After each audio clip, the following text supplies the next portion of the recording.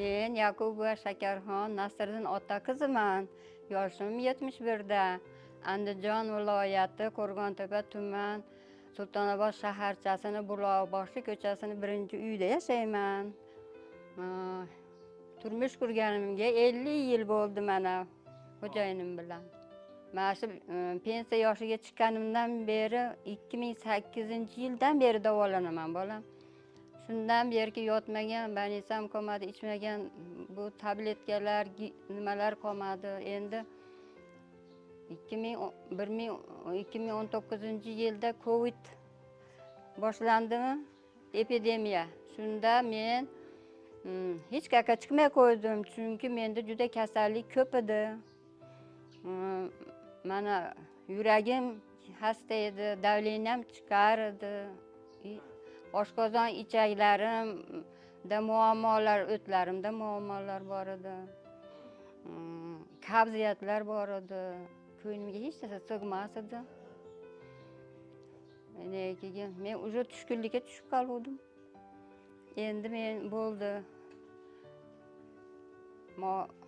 Shuncha davolansam ham menga nima bo'lmadi deb hayotdan umuman umidimni uzib qo'ygandim-da. Lekin Allohga shukr, shu giyoh damlama Ali Choydi kompaniyasining chiqqan mahsulotlarini ichdim. Mana 6 oy bo'ldi, 7-oyga ketyapti. Allohga shukr, mana asablarim yaxshi, uxlayapman, yuragim bezovta qilmaydi, davleniyalarim chiqmay qo'ydi. Mana ko'nglimga hamma yoq sig'ib, xursandchiliklar qilyapman bolalarim. Yuribman, Xudoga shukr. Avvalo Alloh menga shifo bersin. Qolaversa, shu Mehrigiyo kompaniyasining Ali choy komplekslarini ichib, choylarini ichdim, marmaladlarini yedim. Siroplarini ichdim. Mana yaxshim, Xudoga shukr. Shifoxonada yotardim. Mana shu oblastimizning barcha shifoxonasi ko'p yerlarda yotdim. Mana 8-yildan 14-yilgacha Andijon viloyat bo'g'im kasallik shifoxonasiga yilda bahorda, kuzda albatta borardim. Endi vaqtincha edi, lekin shifo topa olmadim. Mana xo'jayinim Umra safariga ketmoqchi bo'ldi. 1-2 kun nima bo'luvdi. Shundan keyin men ertasiga ko'k o'zim o'rnimdan turib bosolmay qoldim. Mana shu bir tomonim oyog'im umuman bosmay qo'ydi. Endi nima qilaman dedim-da, xafa bo'ldim, yig'ladim. 3 kishilashib ikkita odam nimamdan, bitta odam belimdan ushlab zo'rg'a yotog'imga, divanimga olib kirishib qo'ydi. Shu yotgan bo'yim, ishonsangiz 3 oy yotdim. Bir tomonga faqat, bir tomonga qarab. Menda ham qila olmadim. Quloqlarimda yotoq yara bo'ldi, sonlarimda yotoq yara bo'ldi.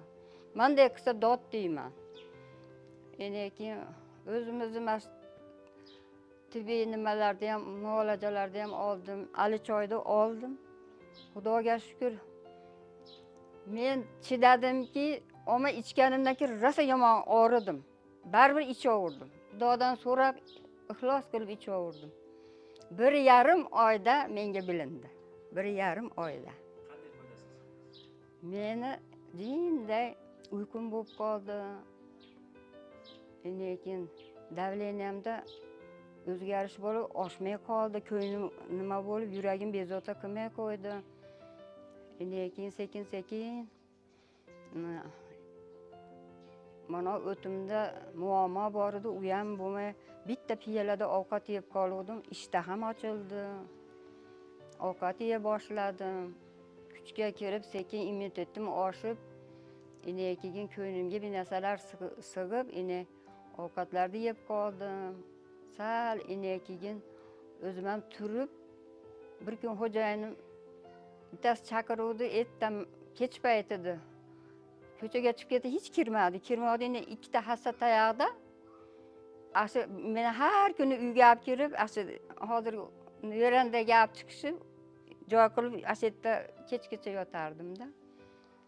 Keyin ikkita hassani oldim-da, ey Xudo, o'zing kuch-quvvat berdi, Xudodan so'rab sekin bosdim.